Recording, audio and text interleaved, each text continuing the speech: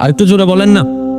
তো কথা বলতে কষ্ট হচ্ছে কাশির কারণে, তারপর আমি চেষ্টা করে যাচ্ছি। আপনারা একটু সহযোগিতা করবেন, আল্লাহ কবুল আর মঞ্জুর করে, বলি আমিন।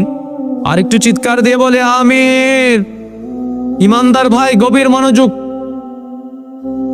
বাংলাদেশ গ্যাস, মিডল ইস্টে যদি আপনি যান, তেলের খনি। ইরাকের উপর আমেরিকার হামলার অন্যতম কারণ ছিল তেলের খনি। কথা বলেন না কেন? আমেরিকার মধ্যে কোনো খনি, সিরিয়ার মধ্যে কোনো খনি, ইসরায়েলের মধ্যে কোনো খনি, ফ্রান্সের মধ্যে কোনো খনি। পৃথিবী চলে খনিজ সম্পদ দিয়ে। বড় অবাক্যর বিষয়, পৃথিবীর সবচাইতে দামি দামি খনিজ সম্পদ সবগুলাই হচ্ছে মুসলমান দেশের মধ্যে। যেমন স্বর্ণের দাম অনেক বেশি না? অনেক বেশি না?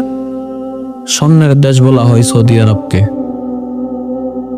অনেকে হজ করতে যায়, দেখেন না, ওই বড়ি নিয়ে আসে বিয়ের আগে নওয়াতে। বিয়ে 10 গরিবের লাই, বিয়ে সামনে তো বড়ি লইনি।